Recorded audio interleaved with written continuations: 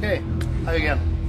So welcome, thank you for welcoming us after your show in the Download Festival, the second edition.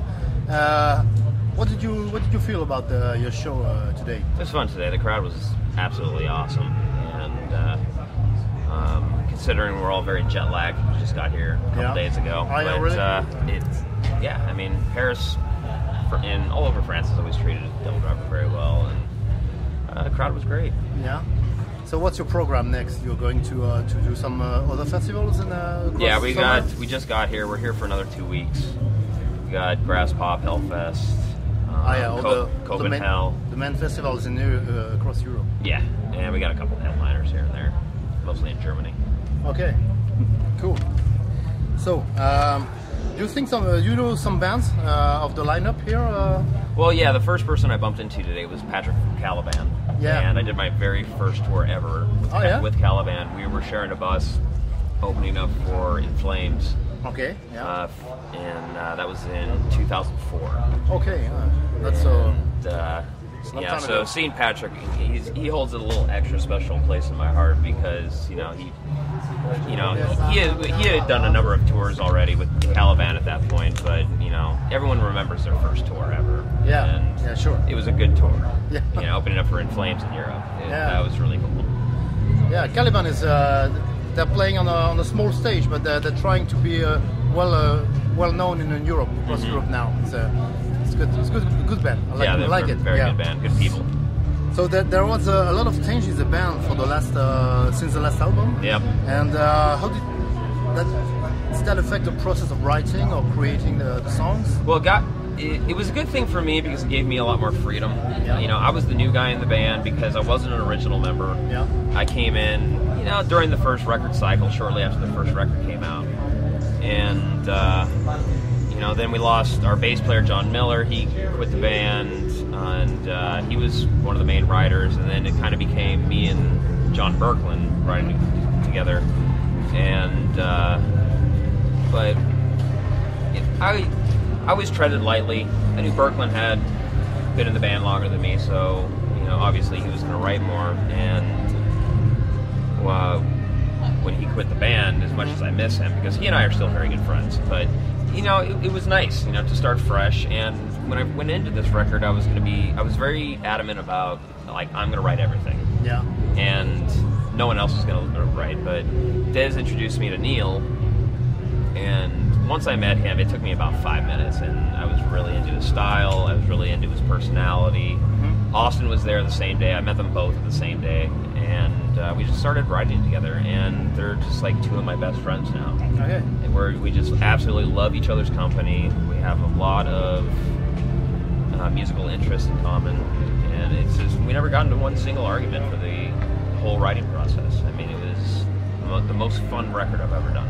Okay. Talking about influences, what are the bands that influences you when you're creating songs? Or what are you listening when you don't write, when you play? What's your influences? Well, growing up, it kind of went from Def Leppard to Metallica and Megadeth and Pantera, all kind of grouped together at one point in my life. Then it turned into Marilyn Manson and KMFDM and Skinny Puppy and all these industrial bands. Yeah. Even Sisters of Mercy.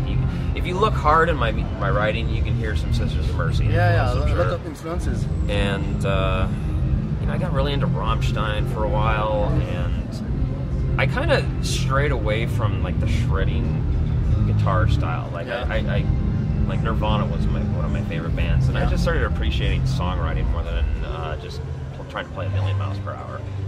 And then I really feel there's only a few people that do that really well, like Bjorn from In Flames, Dimebag, obviously, and Jerry Cantrell. I think are my top three. You have Kerry King not far from here, so he's a good shredder too. I mean, no, I love that too, but it's just what I prefer. Yeah, okay.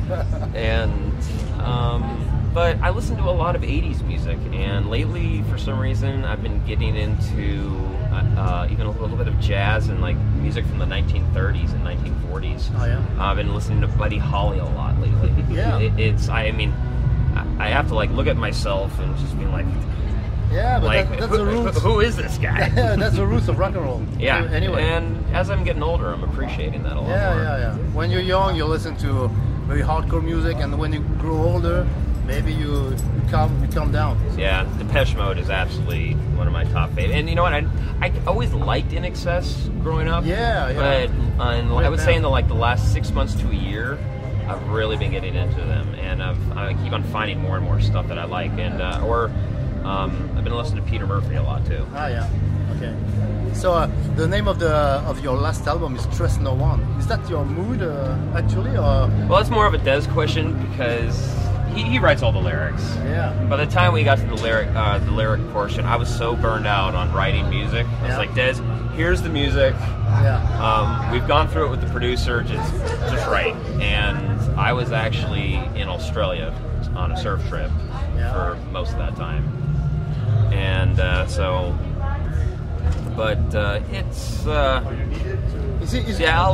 when you interview Des, you can ask him more about that.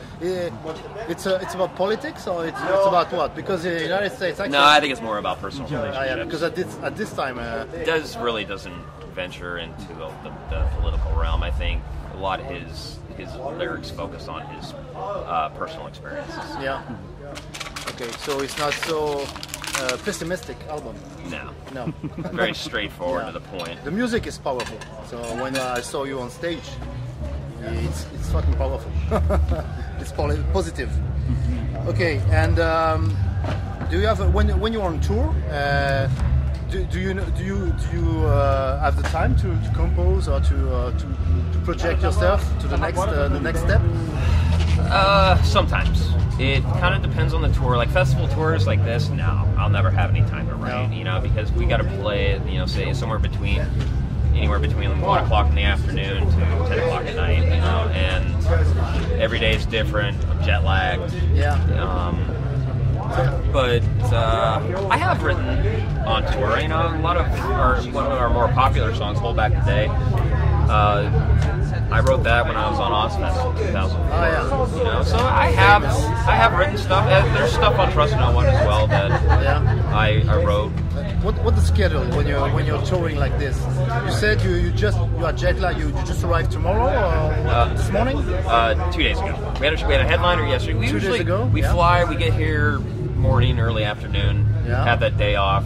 Play the next day. Yeah. But unfortunately, the older I get, the harder it is to fall asleep and wake up on time. Yeah. My body's just like, dude, what are you doing? I understand. Like, you just stay in one time zone for a little while, No. So sometimes I'm dead tired and I don't get to sleep, and you gotta get up and play a show. It happens sometimes. You wake up, you don't know where you are. Oh yeah, France, Germany, what the fuck? I was the last one to wake up today. I slept through my alarm. I get up, go on the bus, no one is there, and I'm just like, well, I gotta go. Do you have the time to party? I used to party a lot more when I was in my 20s. The rock and roll lifestyle makes everything a dream. So, I don't think it's what it used to be. No, there's not the amount of money floating around is. I think egos have dropped quite a bit, and people have humbled out a lot. I'd imagine since the 80s and the 90s, when there was just tons of money getting poured into the music industry. It's not like that anymore, But I think the cool part of it too is it's made a lot of people humble. I think money can really make people very egotistical. Yeah. And I've heard stories of, you hear all the time that rich people are miserable, and people that are poor and rely on one another in their community. Yeah. And when you look at it, they have a happier life. I'm not saying that we're poor or anything like that, but but you have to tour a lot now to make money. You have to tour a lot. We got to be on the road because of the download, illegal downloading, etc. But the cool thing is that's illegal downloading is really on the decline thanks to streaming services. Yeah. And I finally got on Spotify maybe about 3 or 4 months ago. Yeah. I love it. Absolutely love it. And you can download for a small amount. You can download all you want, all kind of music. So it's great, and the way they make playlists, and the way I've got a computer, a laptop, and an iPhone, and I'm always in different parts of my house or my studio, and like the way you can just switch in between them. like I think it's the greatest thing. I love it. The new generation, my kids, for example, they all do that. They are on Spotify. They pay, but they can download everything they want. So and that's the new generation. I read it. It was actually in the Wall Street Journal. I think I read an article about how much.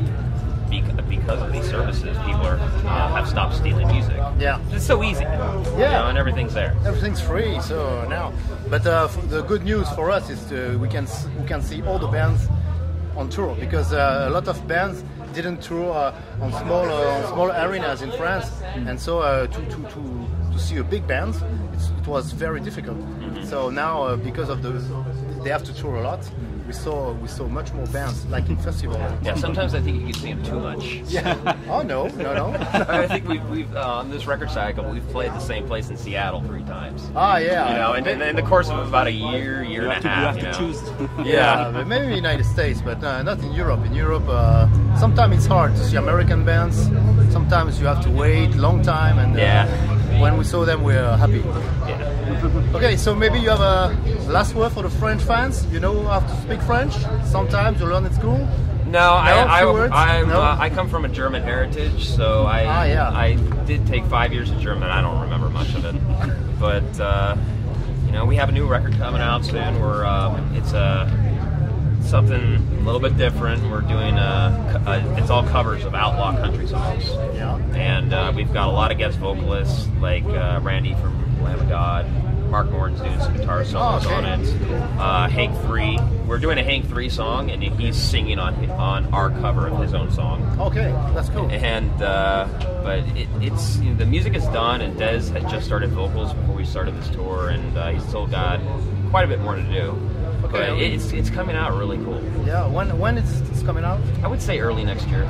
Next year? Yeah, we don't have a release date yet, but it will be early next year. Okay, check it out. Okay, so maybe I can learn you some words in French.